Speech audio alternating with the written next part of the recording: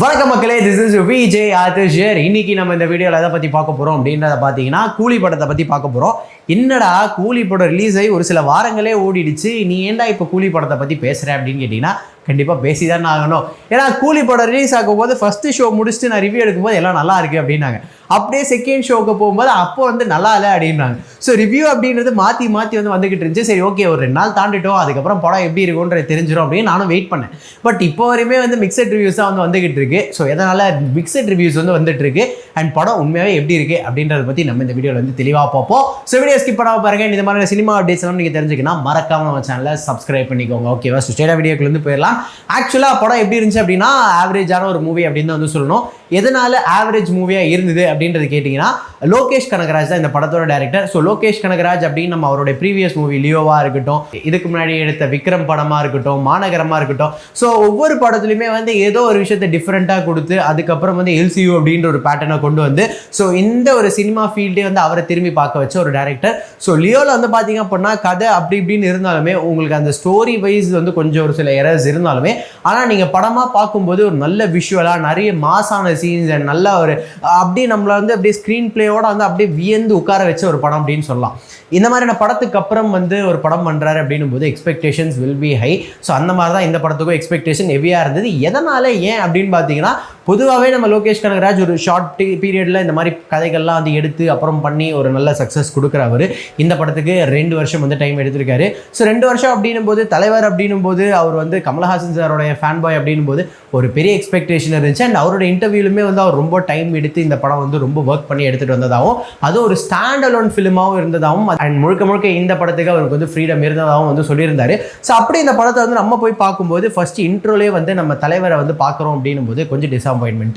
ஏன் டிசப்பாயின்மெண்ட் அப்படின்னா, தலைவர் அப்படின்னு எடுத்துக்கிட்டோம்னா தலைவர் ஒரு commercial hero. So commercial heroes நம்ம எதிர்பார்க்கறது வந்து அந்த ஒரு மாசு கிளாஸு அதெல்லாம் எப்பயுமே இருக்கும். அதுவும் தலைவர் அப்படின்னா சொல்லவா வேணும். ஸோ இந்த மாதிரி அந்த படத்தை வந்து ஆரம்பித்தா இன்ட்ரோ வந்து ரொம்ப சிம்பிளாக வந்துருந்துச்சு. சரி ஓகே, கதை இப்படி தான் ஆரம்பிக்கும் போல், பட் போக போக வெறித்தனமாக இருக்கும் போல் அப்படின்ற மாதிரி கொஞ்சம் கொஞ்சமாக பார்த்தா அந்த ட்ரெய்லரில் பார்த்த ஒரு சிம்பிளாக சட்டிலாக ஒரு விஷயம் இருக்கும்ல, அதே விஷயம் தான் வந்து படத்துலையும் வந்து இருந்துச்சு. சரி ஓகே, போக போக இன்னும் ஸ்பீடாக போகும் அப்படின்னு பார்த்தா போக போக அந்த படம் அப்படியே ஸ்லோவாக இறங்கிக்கிட்டே இருந்தது. ஏன்னா நமக்கு இன்டர்வல் போர்ஷன் அப்போ பார்த்தா லோக்கி அதான் சொல்லியிருந்தாரு, நீங்கள் எல்லாம் இன்ட்ரோக்கும் கிளைமேக்ஸுக்கும் போகிறீங்க, பட் இன்டர்வலில் நான் ஒரு விஷயம் பண்ணியிருக்கேன், அதை தான் நீங்கள் எல்லாம் வந்து என்ஜாய் பண்ண போகிறீங்கன்னு சொல்லியிருந்தாரு. ஓகே, நான் வந்து தலைவர் வந்து ஃபோன் பேசிக்கிட்டே வெளியில் வருவார், பின்னாடி கிங் பின் இருக்கும். ஓகே, கொஞ்சம் ஏதோ டிஃப்ரெண்ட்டாக வரும். ஏன்னா நம்ம மாஸ்டர் படத்தில் பார்த்தீங்கன்னா அங்கேயும் தளபதி வந்து ஃபோன் கால் தான் பேசிக்கிட்டு இருப்பார். ஆனால் அந்த ஃபோனை உடைப்பாரு பாருங்க, இன்டர்மிஷன் அப்படின்னு வரும், சூப்பராக இருக்கும். ஸோ அந்த மாதிரி ஏதோ புதுசாக ஒன்று ட்ரை பண்ணியிருக்காரு இதே கான்செப்டில் அப்படின்னு பார்த்தா அந்த கான்செப்ட்லையுமே வரல, அந்த ஒரு பேட்டர்ன்லையுமே வரல. இது ரொம்ப சட்டிலாக தலைவர் இப்படி இருப்பார், இந்த இடத்துல கிங் பின் அப்படின்ற விஷயத்தை தாண்டி இன்டர்வெல் அப்படின்னு மாறிடும். ஸோ இந்த விஷயத்துலையுமே நம்ம வந்து ஒரு சாட்டிஸ்ஃபேக்ஷனுக்கு வந்து வர முடியாது. சரி ஓகே, படம் எப்படி இருந்துச்சு அப்படின்னு கேட்டிங்கன்னா, தலைவரோட பேட்டை படம் பார்த்துருப்போல, அந்த பேட்டை படத்தில் கொஞ்சம் அண்ட் அதே மாதிரி தலைவரோட ஜெயிலர் படம் பார்த்துருப்போல, அந்த படம் கொஞ்சம். ஸோ இது ரெண்டுத்தையுமே அப்படி இப்படி கொஞ்சம் லைட்டாக கொலாப்ஸ் பண்ணி அப்படியே கொஞ்சம் மிக்ஸ் பண்ணி அப்படியே கொண்டு வந்து கொடுத்துருக்காங்க. எனக்கு என்ன ரொம்ப டிசப்பாயிண்டிங்காக இருந்துச்சு அப்படின்னு கேட்டிங்கன்னா, படத்தோட கிளைமேக்ஸ் அப்போது வந்து நம்ம அமீர் கான் வந்து எக்ஸ்பெக்ட் பண்ணிகிட்டு இருப்போம். ஆனால் அமீர் கான் வரத்துக்கு முன்னாடி ஒரு 10 நிமிஷத்துக்கு முன்னாடி உபேந்திரா வருவார். உபேந்திரா வந்து என்ன பண்ணியிருப்பாங்கன்னா, ஒரு ரூமில் அடைச்சி வச்சுருப்பாங்க. திடீர்னு காலிசா அப்படின்னு கூப்பிட்டோன்னே அவர் வெளில வருவார். கடைசி ஒரு 15 மினிட்ஸுக்கு எதுக்கு வந்து 15-20 மினிட்ஸுக்கு எதுக்கு உபேந்திரா வந்து படத்தில் வந்து கேமியோவாக கொண்டு வந்தாங்க, அதையும் ப்ரொமோஷனாக பண்ணாங்க அப்படின்றது சுத்தமாக வந்து எனக்கு தெரியல. அண்ட் அமீர் கான் அப்படின்னும் போது நம்ம எல்லாரும் ரோலெக்ஸ் அளவுக்கு வந்து எதிர்பார்த்தோம். ஏன்னா லோகேஷ் கனகராஜ் அவருடைய ஃபிலிம்ஸில் வந்து அந்த கேமியோ அப்படின்றதுக்கு வந்து ஒரு நல்ல இம்பாக்ட் இருக்கும். இதே படம் வந்து நான் சொல்கிறேன், நீங்கள் வந்து எக்ஸ்பெக்ட் பண்ணுவீங்க ஏன் வந்து ரோலெக்ஸ் வந்து சொல்கிறேன், ரோலெக்ஸ் அப்படின்ற மாதிரியே எல்லா இடத்துலையுமே இருக்குமா அப்படின்னு. ஆனால் நான் என்ன சொல்லுவேன்னா, நீங்கள் மாஸ்டர் படத்தில் பார்த்தீங்கன்னா கடைசியாக லோகேஷ் கனகராஜே ஒரு கேமியோ வந்து வந்திருப்பார். பட் அதுக்கு வந்து ஒரு ஹெவி கிளாப்ஸ் இருந்துச்சு. பட் இங்கே அமீர் கான் வரும்போது எல்லாம் ஆண் வாயை பொழந்து பார்க்குறாங்க. அப்படி பொழந்தவங்க வாயை மூடுவாங்கன்னு பார்த்தா அப்படியே ஆன்னு தான் இருக்காங்க. ஏன்னா அந்த ஒரு சீன் வந்து இம்பேக்ட் கிடையாது. ஏன்னா உள்ள ஒரு பர்சன் வந்து வராரு, அதுவும் வந்து ஒரு பெரிய பர்சன் அப்படின்னும் போது அந்த பர்சனுக்கான எக்ஸ்பெக்டேஷன் ஹோப்ஸ் வந்து அதிகமாக இருக்கும். பட் அவர் வந்து நாயை வாக்கிங் கூப்பிட்டு போகிற மாதிரி வராரு. வந்ததுக்கப்புறம் வந்து ரொம்ப சட்டிலாக ஒரு சில சீக்வன்ஸ் வந்து வைக்கிறாங்க. கடைசி அவரும் வந்து பீடி பிடிச்சிட்டு இவரை கொல்லலாம் அப்படின்னு வந்திருப்பார். யார், நம்ம அமீர் கான் சார் வந்து ரஜினி சாரை கொல்லலாம் அப்படின்னு சொல்லிட்டு வந்திருப்பார். பார்த்தா தலைவரே நீங்களா, நான் உங்களை சின்ன வயசுலேயே பார்த்துருக்கேன்ப்பா, உங்களை பார்த்து தான் நான் வந்து எல்லாத்தையும் கற்றுக்கிட்டேன் அப்படின்னு. நமக்கா என்னடா இது அப்படின்னு ஒருத்தர் பார்க்குற மாதிரி வந்துருக்கும். அண்ட் அதுக்கப்புறம் ஒரு சின்ன போர்ஷன் வரும், தலைவரோட விண்டேஜ் போர்ஷன் வந்து காமிச்சிருப்பாங்க. அதெல்லாம் நல்லா இருந்துச்சு, சூப்பராக பண்ணியிருந்தாங்க. ஏஐக்கு அப்புறம் அந்த டைலாக்ஸு, அவர் பேசுகிற ஒரு சில விஷயங்கள், அது எல்லாமே ஏஐயோட கம்பேர் பண்ணி பார்க்கும்போது சூப்பராக இருந்துச்சு.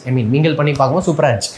ஆனால் அமீர் கானை கொண்டு வரும்போது அப்படியே திருப்பியும் அப்படியே நம்ம சிரிச்சுக்கிட்டு ஓகே தலைவரோட விண்டேஜ் கிட்ட சூப்பராக இருக்குல்ல அப்படின்னு பார்த்துட்டு அப்படியே வந்து அமீர் கானை பார்க்கும்போது அப்படியே திருப்பி மூஞ்சி அப்படியே மாறிடும். என்னடா ஏன்டா இவரை கொண்டு வந்தாங்கன்னு சொல்லிட்டு. ஸோ கேமியோ அப்படின்னு பார்த்தீங்கன்னா கேமியோ வந்து பெருசாக படத்துல வந்து ஒர்க் அவுட் ஆகலை. இப்படி ஒர்க் அவுட் ஆகாத கேமியோஸை வச்சு ஒரு ஸ்டோரியும் டிஃப்ரெண்ட்டாக கொடுக்காம அண்ட் படத்துக்கு ஒரு பெரிய ஹைப் ஏற்றி நம்ம போய் படத்தை வந்து உட்காரணும் அப்படின்னா ஆஹா லோக்கி வாஸ் கரெக்ட் அப்படின்னு தோணும். 2 விஷயத்துல லோக்கி முன்னாடியே வந்து படம் இப்படி தான் இருக்க போகுதுன்றதை கிளியராக சொல்லிட்டாரு. அதை நம்ம தான் புரிஞ்சுக்கணும்.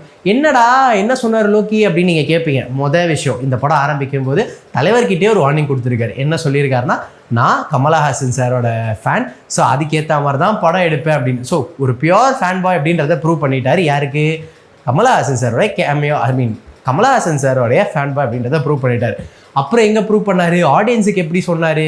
ட்ரெய்லர் அப்போ இப்படி தான் படம் இருக்க போகுது அப்படின்னு சொன்னார்.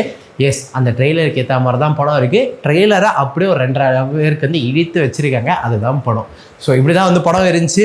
என்னை பொறுத்தவரை ஒரு ஆவரேஜ் ஃபிலிம் அப்படின்னு சொல்லியிருப்பேன். ஏன் அப்படின்னு கேட்டிங்கன்னா, லோகேஷ் கனகராஜ் அவர் மேலே ஒரு பெரிய எக்ஸ்பெக்டேஷன் அண்ட் தலைவரோட மாசு கிளாஸ் எல்லாம் படத்தில் வந்து வேறு லெவலில் இருக்குன்னு பார்த்தா தலைவரோட மாசு கிளாஸ் வந்து இருக்குது. ஆனால் லோகேஷ் கனகராஜோட டைரக்ஷன், அவருடைய ஸ்டோரி மேலே இன்னும் எக்ஸ்பெக்டேஷன் இருந்ததுனால, கேமியோ சரியாக ஒர்க் அவுட் ஆகாததுனால, நிறைய லாஜிக் எரர்ஸ் இருந்ததுனால படம் வந்து ஒரு ஆவரேஜ் ஃபிலிம் அப்படின்னு வந்து சொல்லுவேன். அண்ட் இந்த படம் நீங்கள் பார்த்துருந்தீங்கன்னா உங்களுக்கு இந்த படம் எப்படி இருந்ததுன்றதை மறக்காம கமெண்ட் செக்ஷனில் கமெண்ட் பண்ணி இந்த வீடியோ உங்கள் ஃப்ரெண்ட்ஸுக்கு ஷேர் பண்ணிவிடுங்க.